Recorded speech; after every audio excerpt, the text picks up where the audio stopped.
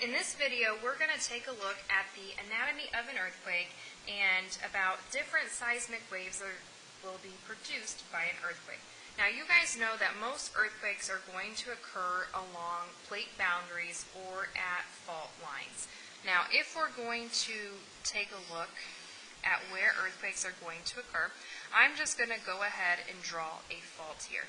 Now, in the past, we have talked about the anatomy of a fault, so we know a fault is the break in rock with movement. We'll go ahead and label this our fault plane. Any rock that's going to be above the fault plane is our hanging wall. And the rock that's going to be beneath the fault plane, this is going to be the footwall. And we've talked about this in past chapters. But when we're looking here at an earthquake, we're going to have a lot of stress built up on the rocks at the fault. Now, friction is going to keep these blocks from moving, but they can only withstand so much stress before they're going to overcome friction and release this energy in the form of an earthquake. Now, where this slippage first occurs along the fault plane, deep inside the earth, this is called the focus. And so this is where the earthquake, and I'm going to abbreviate earthquake as EQ, first occurs. Now, this focus can occur anywhere along this fault plane. It could be more shallow or it could be more deep. I've just kind of drawn it in the center, so I have lots of room to label. Most of the time we see earthquakes that are going to happen, the focus is going to be shallow, and this is actually going to cause more damage. The deeper the focus, the more time that energy has to dissipate and spread out, and it's not going to cause as much damage if it was closer to the surface of the earth. If we're going to go on the surface of the earth here, we'll go ahead and we'll put some trees up here so that way we know this is on the surface. Directly above the focus, inside the earth, we have a spot above it called the epicenter.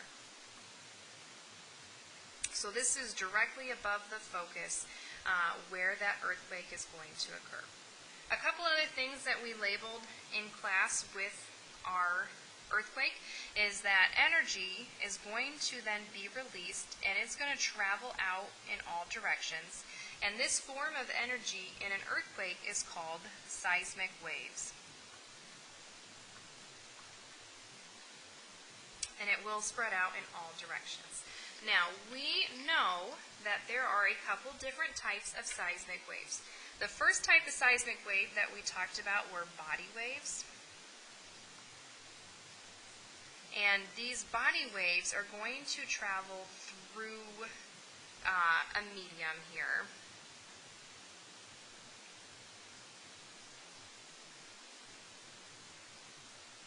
And that medium can be a solid, liquid, or a gas.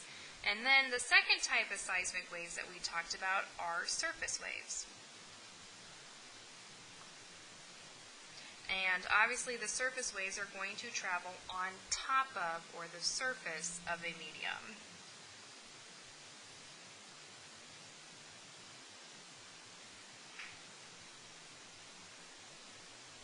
If we're going to start with the body waves, we can break these down into two different types of waves, one being a P wave and the second being an S wave. P waves are going to stand for primary. So this is the first wave that we are going to be able to record from an earthquake. S waves are going to stand for secondary. So these will occur after the primary waves. P waves are pretty cool, and they are going to actually be a compressional wave.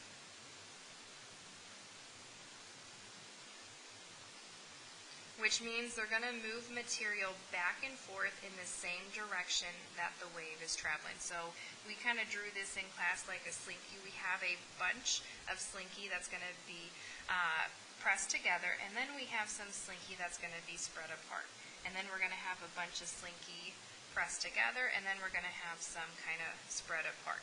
So we can see as the energy is moving through the slinky, we're going to pass this kind of back and forth between the wave. Something really cool about P waves is that they can travel through solids, liquids, and gases. So they can travel through all states of matter.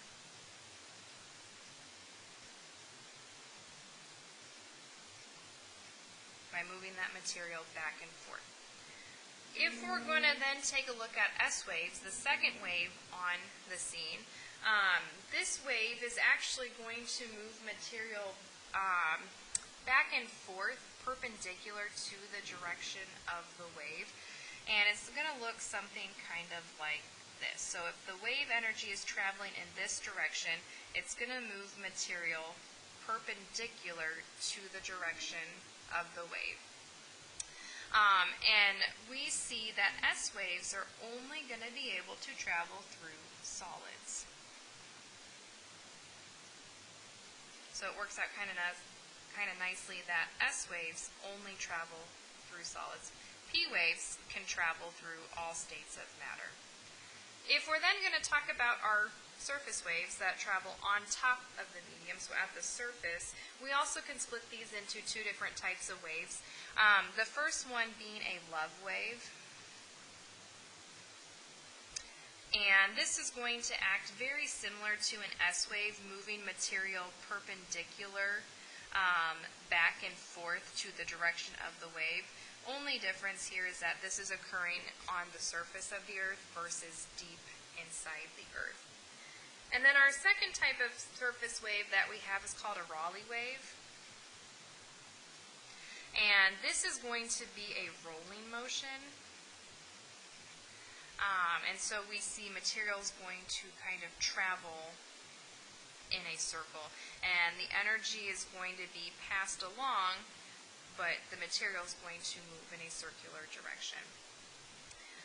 One last thing that I do want to put on here for our seismic waves is when we are using or looking at a seismogram, a recording of earthquake activity, we see, no seismic activity, we're going to have a straight line. When the earthquake is first going to occur, it's going to start recording these vibrations, which are going to be the P waves.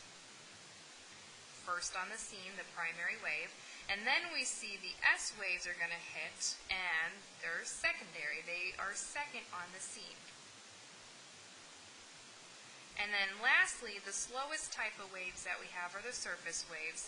And these waves actually cause the most damage. And they're going to come last on our seismogram. And I'm just going to label these down here.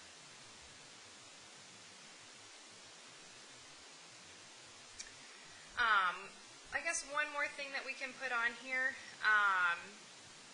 is looking at the amplitude carried by these different types of waves.